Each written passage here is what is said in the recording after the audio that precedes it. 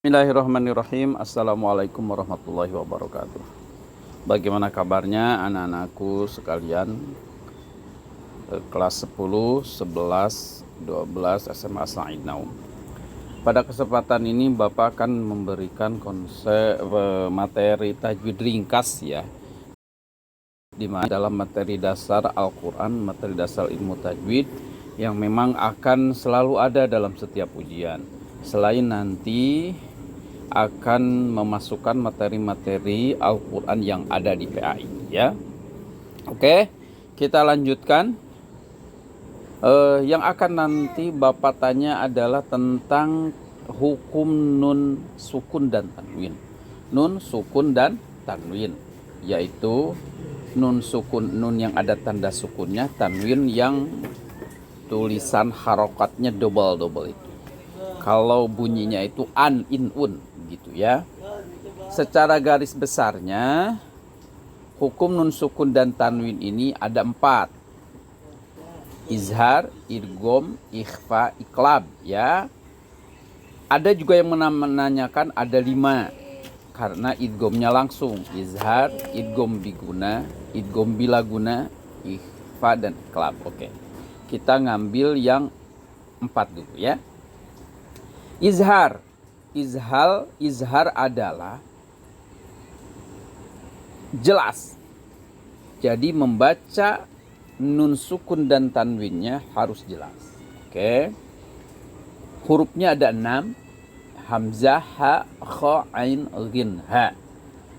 Man amana min gillin. Nah, itu contohnya ya. Lanjut, idgham. Idgham ini memasukkan huruf sebelumnya kepada huruf setelahnya. Jadi masukkan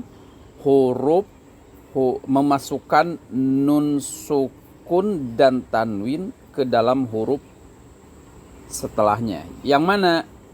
Yang 6 ini. Cuman masalahnya idgham dibagi 2. Ada idgham biguna, ada idgham bilaguna. Idgham biguna itu jadi bacaannya memasukkan nun sukun dan tanwin ke huruf ya, nun, mim, wawu dengan menyertakan guna. Faman ya'mal, hilang nun matinya, dimasukkan ke bunyi huruf ya. Faman ya'mal in nafa'atin mim ma'in min waliyin, begitu ya.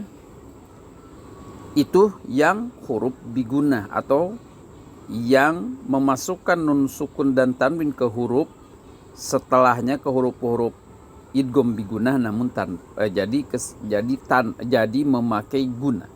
Famay ya'mal. Nah, ada idgham bilaguna, yaitu memasukkan huruf nun sukun dan tanwin ke huruf lam dan ro. Hurufnya ada 2, lam dan ro, tanpa disertakan gunah. Gunah yaitu dengung, berdengung. Kalau ini tidak, bila guna, dengan tanpa guna artinya. Milladunka khairul laka. Hurufnya ada 2, idgham bila guna, yaitu lam dan ro. Lanjut, ikhfa. Ikhfa ini adalah menyamarkan nun sukun dan tanwin. Nun sukun dan tanwin. Ikhfa itu gak usah Bapak gak menjelaskan tentang sampai terperinci 3 konsep ini, belum. Yang jelas ikhfa saja, samar ya, menyamarkan nun sukun dan tanwin, menyamarkan bunyi tanwin atau sukun tersebut bila bertemu dengan huruf tha, jim, zin, sin, shin, sod, dod, to, za, fa, qaf, kaf, ta, da, to. Sekitar ada 14. Min tilqa'i sa'idan tayyiba. Nah, kalau ikhfa sugro, ikhfa ab'ad. Qawlan karima min qibalihi an salatihim. Ikhfa awsat. Yauma idzin zurqa. Tapi hanya dasarnya saja bahwa ikhfa itu adalah menyamarkan bunyi bacaan nun sukun atau tanwin. Itu ya, ketemu dengan huruf-huruf ta, da, to, qaf, kaf, sin, sa, jim, zai, sin, shin, shod, dod, zo, za, fa. Oke. Dan yang terakhir adalah iklab. Iklab kolaba yukolib.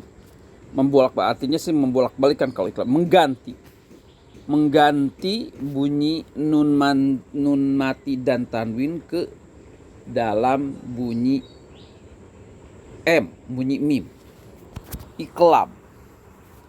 Sami'an basira, sami'an basira. Nah, begitu ya. Jadi hukum nun sukun dan tanwin. Itu yang pertama. Oke? Yang kedua adalah materi hukum mim mati bertemu dengan huruf hijaiyah. Hukum mim mati ini ada 3 ya, yaitu izhar safawi, yaitu dibaca jelas. Izhar safawi. Safawi itu safatain ya, bibir. Izhar safawi jadi dibaca jelas. Aimnya itu dibaca jelas, jadi mingkemnya safawi, bibirnya itu mingkem jelas.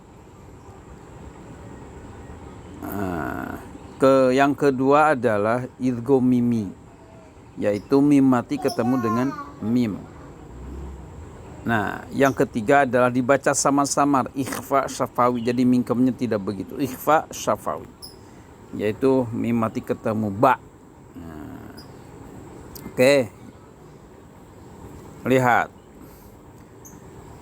Idgham yang pertama ini di sini bahasanya dibalik, idgham misli atau idgham mimi ya. Biasanya ada yang memberikan konsep idgham mutamatsilain atau idgham misli atau idgham mimi. Saya memberikan materinya ini adalah ke idgham mimi aja karena mim mati ketemu mim. Yaitu apabila mim sukun bertemu dengan mim. Contoh, kuntum muslimin. Yang kedua adalah ikhfa syafawi. Artinya apabila ada mim sukun bertemu dengan ba. Tarmihim bihijaratin. Surah Al-Fil. Dan yang ketiga adalah izhar safawi. Apabila mim sukun bertemu dengan salah satu huruf hijaiyah selain yang di atas tadi, mim dan ba. Jadi selain mim dan ba itu namanya izhar safawi. Lakum dinukum waliyadin. Nah, seperti itu ya contohnya. Nah, itu asan hukum mim mati dan mim hukum mim mati. Oke. Lanjut. Hukum lafaz Allah ya, atau disebut dengan hukum lam jalalah. Ini dibagi 2. Satu, lafaz Allahnya dibaca tarkik dan lafaz Allahnya dibaca tafkhim. Apa yang dimaksud dengan tarkik? Apa yang dimaksud dengan tafkhim? Tarkik adalah dibaca tipis atau berbunyi a.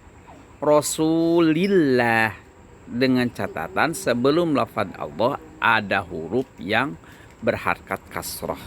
Billah, Rasulillah.